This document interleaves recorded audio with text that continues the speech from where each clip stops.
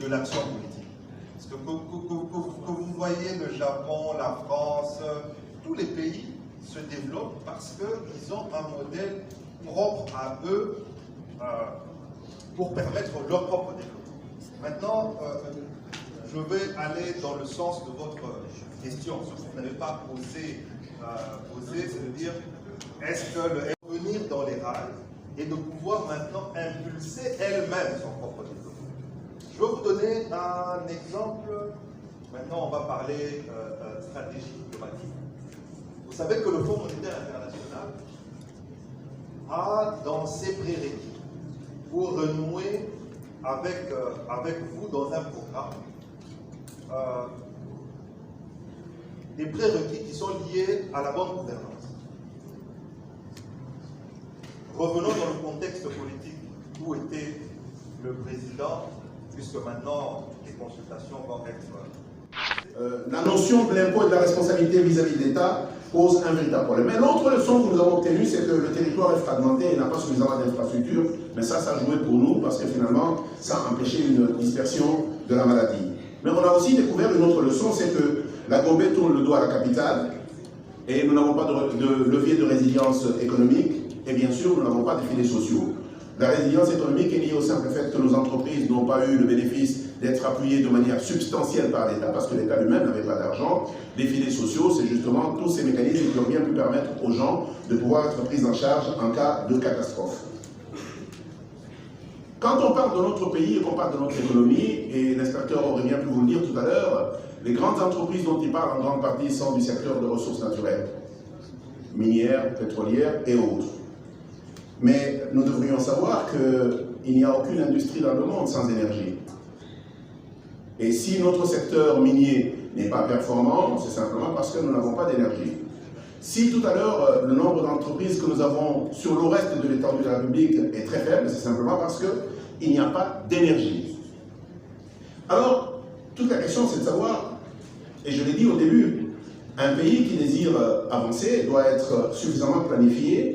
Et notre pays n'a pas un plan stratégique de développement. Nous ne savons pas où est-ce que nous serons dans 10 ans, dans 15 ans, dans 20 ans. Notre pays a un plan sur les 5 prochaines années. Ça, c'est très inquiétant. Et moi, je dis encore une fois, c'est que nous devons fournir un gros effort pour réunir l'urbain et le rural. Pour votre information, l'urbain constitue simplement 20% de la population. La grande partie de notre population, près de 80%, c'est dans le milieu rural. Alors, après, il y a des gens qui vous disent, mais Kinshasa, tout seul, c'est 15 millions de personnes. Oui, mais Kinshasa est essentiellement rural. La grande partie de la population de Kinshasa est dans tous ces milieux qui n'ont aucune caractéristique urbaine. Nous avons 145 territoires. Nous avons 145 territoires et la grande partie des activités de l'État sont dans la Gombe. Dans tous les pays du monde, lorsqu'on dit que la capitale c'est la Gombe, c'est Kinshasa, au moins 2 institutions, 2 ministères du gouvernement devraient être dans chaque commune. Ici, le matin, nous montons à la Gombe et le soir, nous repartons. Pour quelle raison, alors que la capitale c'est Kinshasa et pas Gombe, toutes les formes d'institutions sont à la Gombe? Il n'y a aucune raison. De la même manière, lorsque vous regardez la répartition de tous les autres pays, dans chaque territoire, nous devrions avoir au moins une institution qui représente les missions publiques nationales. Alors, à ce moment-là, on aurait pu avoir, par exemple, le permis de conduire à Kalemi. On aurait pu avoir le guichet unique de création d'entreprise à Kananga. On aurait pu avoir l'immigration au Bandundu. Et ça n'aurait absolument rien changé. Je vous dis que ça aurait pu changer. Ça aurait pu amener que nous ayons un sentiment d'unité nationale. Parce que vous avez un service de l'État qui vous sort de n'importe où. Il y a une deuxième chose qui aurait bien pu marcher, c'est la Poste. Vous savez, nous sommes parmi les rares pays où la Poste est en faillite. Je vais vous donner 2 chiffres. La Poste en Belgique, c'est 55 000 personnes. Chez nous, c'est 2 000. La France, c'est 250 000 personnes qui travaillent à la Poste. Comment pouvez-vous avoir un pays qui a 65 millions de personnes et nous qui avons 80 à 90 millions de personnes? Eux, ils ont 250 000 personnes qui travaillent à la Poste. Nous, on a simplement 2 000 personnes qui travaillent à la Poste. Enregistré, vous êtes un citoyen, vous êtes responsable vis-à-vis de l'État, l'État est responsable vis-à-vis de vous.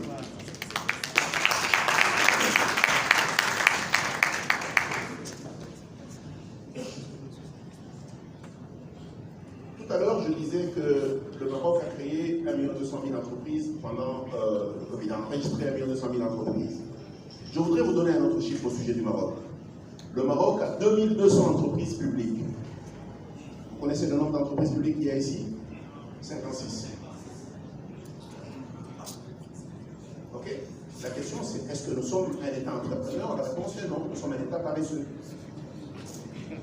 Rien qu'en copiant ce qui se passe au Maroc, nous pouvons encore créer 2000 entreprises. Il n'y a aucun mal à ce que l'État ait des entreprises en propre ou en mixte. Il y a un État qui s'appelle la Chine, qui est un État entrepreneur. La plupart des grandes entreprises que vous voyez à travers le monde, y compris les entreprises de télécommunications, elles appartiennent à la Chine. Vous devez être à l'aise dans votre conscience. Nous avons gagné les élections à tous les niveaux, mais il y a eu une tricherie à grande échelle. Il faut être conscient de ça. Quand vous dites que non, nous n'avons pas obtenu les résultats dans tel ou tel point, c'est ça la mauvaise information qu'on fait circuler. On veut vous faire croire que non.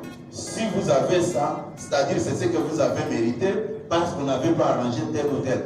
Posez la question à des mêmes personnes. Qu'ils vous citent même là où se trouve leur siège dans toutes les 26 provinces. Nous avons notre chargé de l'organisation qui est devant nous. Il faut nous allons encore nous rencontrer pour se poser la même question. Merci beaucoup. Applaudissez. Question d'ordre politique. Pour le secrétaire général du parti a réuni tous ceux qui sont des questions d'actualité, où nous allons revenir en détail pour les expliciter, mais aussi l'ambassadeur du droit de l'État, ça va plus revenir sur l'impact politique et diplomatique, mais aussi économique de tous les voyages, la captation de voyage du chef de l'État. Mais c'est quelque chose. Parce qu'il n'y a pas d'autre richesse plus que l'agriculture. C'est un peu bien, je souhaite que ça continue comme ça.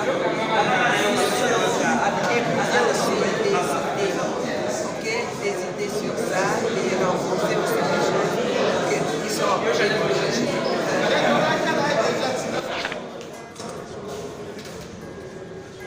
et vous avez évoqué aussi les rapatriements des productions de la diaspora. Et là, pour ceux qui travaillent,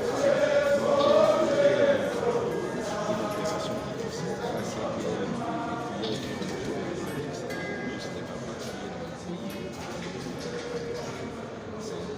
ça a été fait dans beaucoup de pays et nous devons y arriver. Il faut que les gens ramènent les moyens qui sont essayés dans leur pays pour contrôler des pays.